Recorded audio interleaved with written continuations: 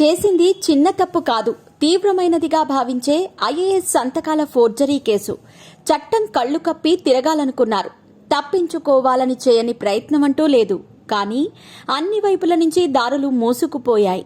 ఆఖరికి ముందస్తు బెయిల్ కోసం ప్రయత్నించగా దేశ అత్యున్నత ధర్మాసనం తిరస్కరించింది.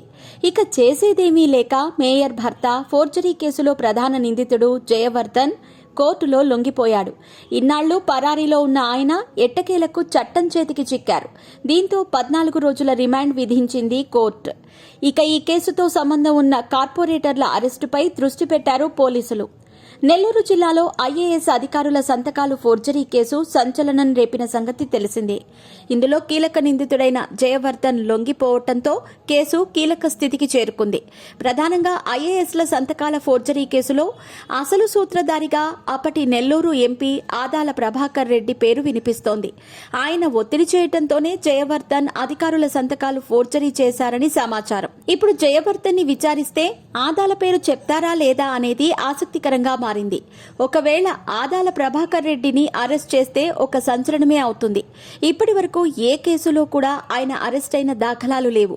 ఏ పార్టీ అధికారంలో ఉంటే ఆ పార్టీలోకి జంప్ అయ్యే ప్రభాకర్ రెడ్డి కేసుల నుంచి సులభంగా తప్పించుకునేవారు. ఇప్పుడు అధికార పార్టీలోకి జంప్ అయ్యే అవకాశం లేకపోవడంతో ఆదాల గుండెల్లో రైళ్లు పరిగెడుతున్నాయి. జయవర్ధన్ నోరు విప్పితే మరికొంతమంది పేర్లు బయటకు వచ్చే అవకాశం ఉంది. నెల్లూరు రూరల్ నియోజకవర్గంలో ఆదాల వైసీపీకి ఇన్ఛార్జిగా ఉన్న సమయంలో ఆయన చుట్టూ ప్రదక్షిణ చేసిన వారిలో మరో 3 కార్పొరేటర్ల ప్రమేయం ఉన్నట్టు టాక్ నడుస్తోంది. ఒకవేళ అదే జరిగితే వైసీపీ కార్పొరేటర్లు జైలుకు వెళ్లటం ఖాయంగా కనిపిస్తోంది.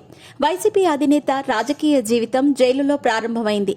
ఆ పార్టీలోని కీలక నేతలు సైతం పలు కేసుల్లో నిందితులుగా ఉంటూ జైలుకెళ్లి వచ్చిన వారు ఎక్కువగా ఉన్నారు. తాజాగా కార్పొరేటర్లు కూడా జగన్ బాటనే అనుసరించి ఊచలు లెక్కపెట్టడం పక్కా అని విశ్లేషకులు అంటున్నారు.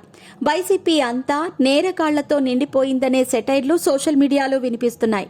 మరి ఫోర్జరీ కేసులో ఇంకెన్ని ట్విస్టులు చూడాలో అని నెల్లూరు వాసులు ఆసక్తికరంగా చర్చించుకుంటున్నారు.